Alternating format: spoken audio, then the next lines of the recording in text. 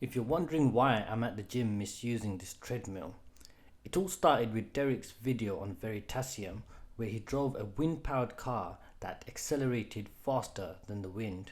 What caught my eye, however, was Zyla Foxlin's attempt to make a small model car to test this theory. She made a working 3D printed version which you can find on her video to download. These videos inspired me to make a smaller desk toy version. This version is just a toy that I made purely as an aesthetic exercise. Its purpose is to sit on my desk and look nice. However, the more I played with this car, I started to wonder, can it go faster than the wind too? It has some differential gears in the front and a propeller at the back. Also, it's got a set of wheels, and when I do spin the wheels, the propeller does rotate. This makes me wonder, if I can get the propeller to spin fast enough, could it generate enough thrust to push the car forward? There was just one problem. I needed a treadmill to test this theory. There was only one place I knew I could find one: the gym. I took my dusty old gym bag out, which had more bags inside it for some reason. I placed the toy car inside, along with some gym goodies, and zipped up my bag, ready to head to the gym. Luckily, it was nice and quiet, and I sneaked over to the back where I could start the experiments. In the beginning, it looked like this toy car had some potential.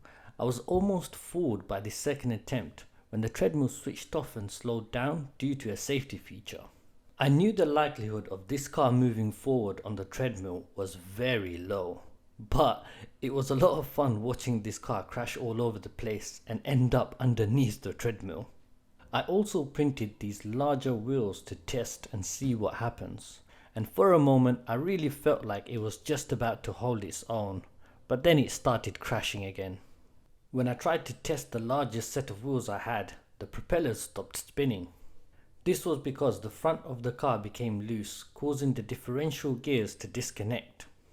I superglued the front end to prevent the gears from disconnecting again. While I waited for the glue to dry, I jumped on the treadmill and did some gym stuff to blend in. Once the glue dried, I gave the bigger wheels another go, but the rubber around one of the wheels came off. I also gave the original wheels another go, and it flew off the treadmill instantly. At this point, I was convinced this toy was not going to work, so I packed my things and quickly made my way out of the gym before anyone realized what I was up to. When I got home, I noticed the front left wheel was sitting higher than the right side. This meant the wheel was no longer touching the ground. It could be due to the amount of times it got whacked around, or my off-the-cuff glue job was shoddy.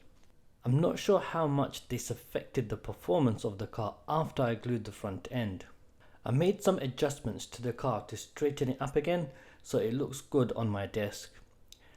Even though it was clear from the beginning that this car could not travel faster than the wind, it was a lot of fun carrying out these experiments, and I'm starting to get an itch to build an actual working model, which I will leave for another video, as my last video was much longer than I wanted it to be, and I wanted to keep this one short.